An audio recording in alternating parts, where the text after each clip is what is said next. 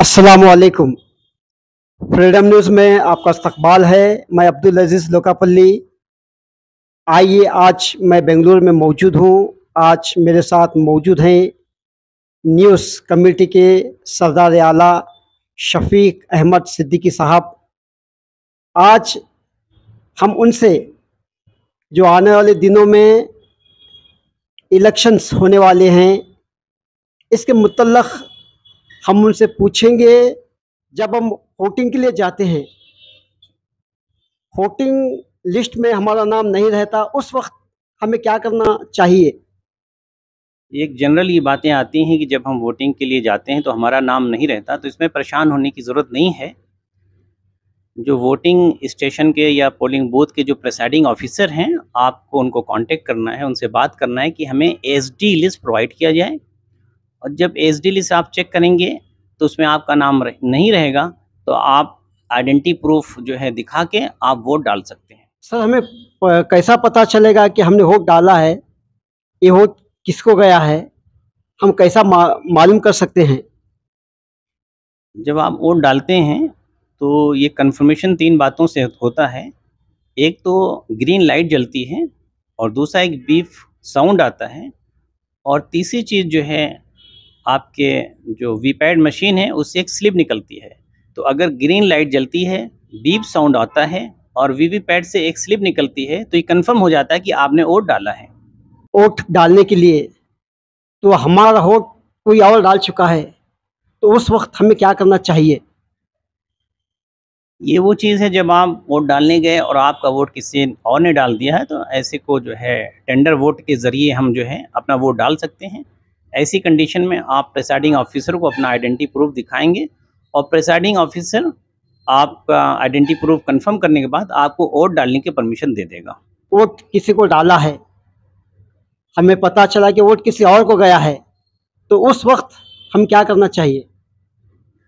ये भी common problem है। अगर आपको लगता है कि आपने वोट किसी को डाला है और वोट किसी और को डाला है, तो इसके लिए प्रिसाइडिंग ऑफिसर से आप रिक्वेस्ट करेंगे और आप प्रिसाइडिंग ऑफिसर से टेस्ट वोट की डिमांड करेंगे। तो प्रिसाइडिंग ऑफिसर आपको दोबारा वोट डालने की इजाज़त देगा और उस पर वॉच करेगा। और अगर मान लीजिए आपकी बात साबित होती, सही बात होती है कि वाकई किसी दूसरे पार्टी को वोट गया है, तो तुरंत उस वक्त वोटिंग को स्टॉप करना है। ये जिम्मेदारी है प्रिसाइडिंग ऑफिसर को, वोटिंग को स्टॉप कर दिया जाए। ऑरेंज बोल्ट क्या है? अक्सर ये होता है कि जब कोई वहाँ पे आता है, जो गलत आदमी होता है, जो इंटाइटल नहीं होता, वो कोशिश करता है वोट डालने को। तो ऐसे में जो सामने वाला वहाँ जो पोलिंग एजेंट होता है, वो चैलेंज करता है कि जो आदमी वोट डाल रहा है वो करेक्ट आदमी नहीं है। तो ऐसे को चैलेंज वोट कहते हैं। ऐसे में अगर ये बात साबित हो जाती है, तो उस आदमी को जो है पोलिंग ऑफिसर जो है दैट इज़ पुलिस के हवाले कर देता है, और उसे वोट डालने की भी परमिशन नहीं होती। पोलिंग बूथ के दायरे में 100 मीटर के जगह कौन-कौन सी चीज़ें करना मना है? देखिए, जो पोलिंग स्टेशन है या पोलिंग बूथ है, उसके 100 मीटर के अंदर में एक तो आप कन्विंसिंग नहीं कर सकते, कोई पार्टी अपना सिंबल नहीं लगा सकती, और साथ ही कोई भी आर्म्स यानी कि जो भी गार्ड है वो या भी कोई भी इंसान है, वो आर्म्स के साथ 100 मीटर के दायरे में नहीं आ सकता। बहुत सारी पर्दा नशीन ख़वातीन बहुत सारी तादाद में हैं, तो उस वक्त उनका क्या अलग से कोई कतार बनाई जाएगी? इलेक्शन कमीशन का डायरेक्शन है, अगर बहुत सी पर्दानशीन औरतें हैं तो उनके लिए अलग से कतार बनाने का प्रोविज़न है। गैर कानूनी जो काम होते हैं, तो उसको किस तरह रोका जा सकता है? देखिए, इलेक्शन कमीशन ऑफ इंडिया का जो एक ऑर्डर है, उसमें ये है, कोई भी चीज़ अगर पोलिंग स्टेशन में गैर कानूनी होता है, जो कि मना किया गया है, तो उसके लिए वहाँ जो गवर्नमेंट का वीडियोग्राफर है, उसको चाहिए कि इसकी वीडियोग्राफी ले। अगर किसी के पास वोटर आईडी नहीं है, तो उस वक्त क्या वोट डाल सकते हैं? देखिए, यहाँ पे 2 चीज़ें समझना है। एक, किसी आदमी का इलेक्टोरल रोल में रजिस्ट्रेशन होना, और दूसरा, इलेक्शन कमीशन ऑफ इंडिया की तरफ से उसे वोटर आईडी प्रोवाइड किया। हो सकता है किसी वजह से वोटर आईडी प्रोवाइड किया गया है, लेकिन इसका वोटर आईडी खो गया, लेकिन उसका इलेक्टोरल रोल में नाम है, तो कोई भी आइडेंटिटी प्रूफ जो गवर्नमेंट का है, आधार कार्ड है, ड्राइविंग लाइसेंस है, ऐसे का यूज़ करके वो वोट डाल सकता है, उसे नहीं रोका जा सकता। क्या आपके साथ किसी और को जाने की इजाज़त है? देखिए, हैंडीकैप्ड हो गया या जो है सीनियर सिटीजन है या जो बीमार है और जो वोट डाल सकता है, उसके लिए साथ में जाने की प्रोविज़न किया गया है। साथ में कोई जा सकता है। कोई भी औरत क्या अपने बच्चे को साथ ले जाकर वोट डाल सकती हैं? देखिए, बच्चे से यहाँ मुराद जो बच्चा गोद में हो, जो बच्चे गोद में छोटे बच्चे होते हैं, तो ऐसे बच्चे को साथ में ले जाके वो वोट डाल सकती हैं।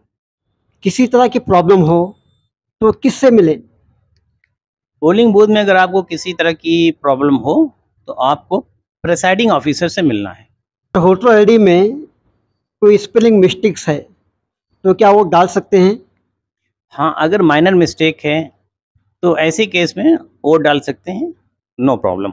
तो लास्ट मोमेंट पे जैसा कि 5 बजे वोटर का टाइम ख़त्म हो गया, उससे एक बिफोर हम 10 मिनट पहले पहुंच गए, बहुत भीड़ लंबी है, कतार लंबी है, उस वक्त क्या हम वोट डाल सकते हैं?